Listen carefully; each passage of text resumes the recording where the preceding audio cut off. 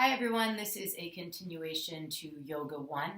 We started lying on our backs and we just pressed up. So now we're going to come on to all fours. If you want to have more padding underneath the knees, you can place a folded blanket. You don't even have to be on a yoga mat. You can be right on the floor for this. So some padding is nice. You can even do it with the second blanket out. Just watch for slipping. You'll use a little bit more core strength to keep it all together. So you're going to come to place your hands on the ground. Bring your wrists in line with your shoulders. You might not be able to see my hands, but they're nice and spread. You want 1 finger's distance between each of your fingers and whatever's comfortable distance between your thumb and your finger. So pressing down on the ground so that you create a nice structure of, weight, gravity working for you between the shoulder, the elbow, and the wrist. If your elbows are hyperextended, bend them a little bit.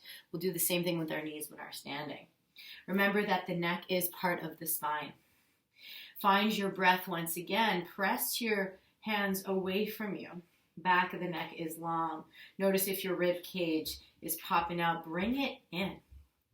And we're going to breathe in and begin to do some circles. We did this in our Feeling Stiff video, circles for the neck, circles for the shoulders. Well, now we're going to do them on all fours for the hips. And you can do them when you're standing as well. I highly suggest you do maybe before or after brushing your teeth. Build in hip circles and circles of all sorts into your daily routine. And whenever you want, circle the other direction. You can close your eyes and pretend you're the only person in the room. Maybe you are the only person in the room. With social distancing, the odds are quite much larger that you are the only person in the room. And then you can begin to move in any way that feels good for you. Now, forget about what I'm doing. I want you to feel into your own body. So that could be lifting an arm, lifting a leg, getting in your neck, getting in your shoulders, stretching the leg out. Whatever your body wants to do, it's free motion. Now, if that's not for you, if you're not used to letting your body guide, that's a good practice. But we will eventually come into our classic cat-cow by tilting the pelvis forward and back. And sometimes what I tell my students is, can you slow down the motion? If you've done this a lot, you might have your movement pattern. But maybe you can go 1 vertebrae at a time. And maybe you even backtrack a little bit. The hands stay pressing into the ground. And all the movements initiated by the pelvis. And notice what the repetition does. The more you do it, what changes? And perhaps you start to notice that naturally you begin to move with your breath. And whenever you feel satisfied from that, we're going to come back to all fours. Imagine you have, to neutral, and imagine you have a bowl of cereal or a bunch of glasses on your back. We're going to slowly lift one knee off the ground and stretch that leg back behind you. Now, look at my foot here. That's what my back foot looks like right now. Toes towards the ground. Imagine you're pressing into an imaginary wall. Imagine you're pressing into an imaginary wall. Or imagine I'm going to come sit on your thigh.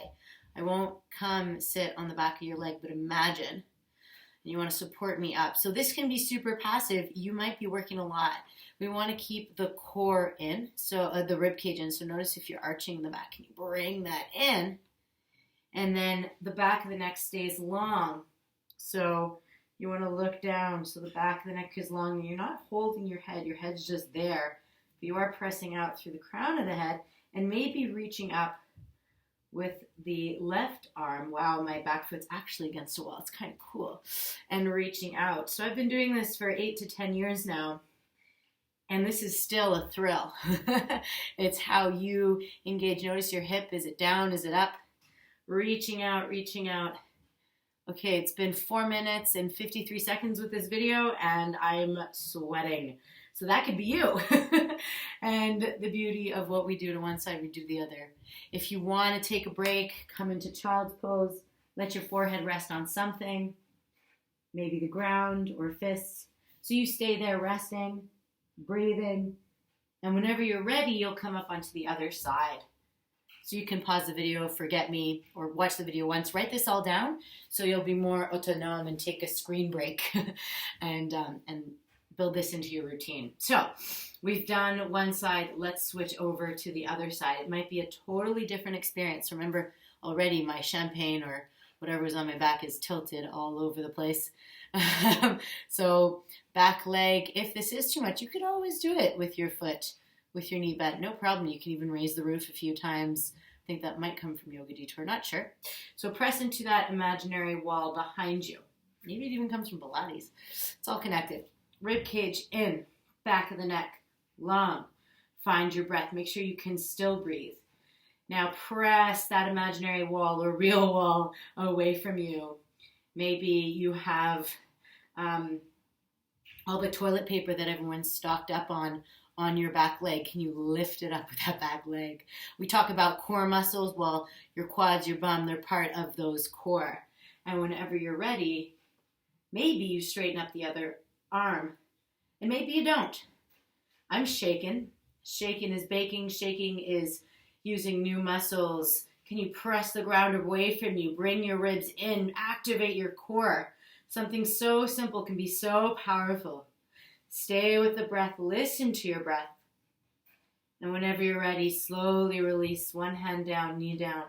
So to explain child's pose this time, big toes together, knees together or apart. Your hips come back towards your heels. Let your forehead rest either on the ground or on stacked hands. The arms can reach forward or arms by your side. And breathe to relax there. If you want to make it more active, you can come up onto your fingertips. You can also keep your ears in line with your biceps. On the inhale, the spine is long, and on the exhale, melt your hips back towards your heels. Soften. You can close your eyes. You can even take this time to meditate on your third eye with the sound of Om. Rest there for however long you want, keeping the breath nice and relaxed, and we'll meet in a downward facing dog.